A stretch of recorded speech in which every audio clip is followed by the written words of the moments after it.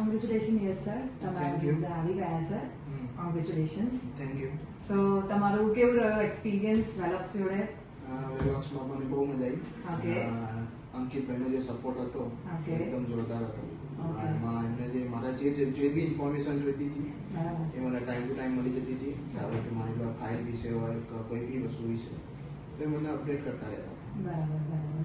અને તમે અહીંયા આગળ અમારી જોડે એનરોલ કરાવ્યું બરાબર, તો તમને અહીંયા અમારા લોકોથી જે મતલબ કે અમારી ટીમથી તમને કેવો રિસ્પોન્સ મળ્યો સ્ટાર્ટિંગથી લઈને એન્ડ સુધીનો? સ્ટાર્ટિંગથી એમનો રિસ્પોન્સ બહુ મસ્ત હતો.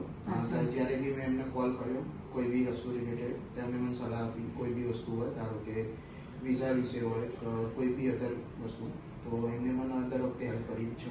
બરાબર. અને કોઈ બી પ્રોબ્લેમમાં હોય તો એમને મને સજેસ્ટ બી કર્યું કે આ જગ્યાએ તું જઈને પ્રોબ્લેમ સોલ્વ કરી જશે.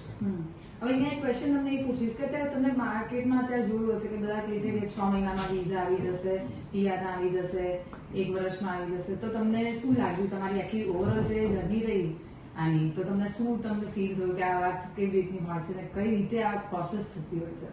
આમાં જોવા જઈએ તો 6 મહિના તો આખી ઓવરઓલ આપણી પ્રોસેસ જ્યાંથી સ્ટાર્ટ કરીએ તો એ તો ઇમ્પોસિબલ જેવું જ છે. બરાબર છે. કારણ કે કોઈ બી ડોક્યુમેન્ટ કલેક્શન હોય, કોઈ બી ડોક્યુમેન્ટ કલેક્શનથી ચાલુ થતી હોય પ્રોસેસ તો ત્યાંથી 6 મહિના તો નહીં થતા. બરાબર છે. અને આપણે બીજી રીતે વાત કરીએ કે આપણે ફાઇલિંગ થઈ ગઈ તો 6 મહિનામાં પોસિબલ છે, પણ બીજી રીતે કોઈ તમને કહેતું હોય કે 6 મહિનામાં પ્રોસેસ તમારે પતી જશે તો એ ઇમ્પોસિબલ છે. રાઈટ.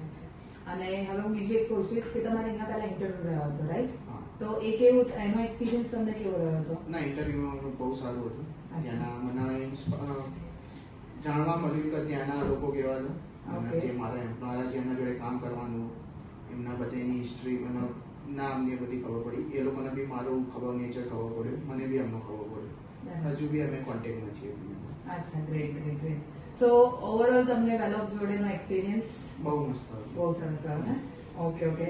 સો નેક્સ્ટ ટાઈમ આપણે તમારા આવી રીતે કોઈ બી ક્લાયન્ટ્સ હોય કે ડેફિનેટલી તમે સજેસ્ટ કરી શકો છો.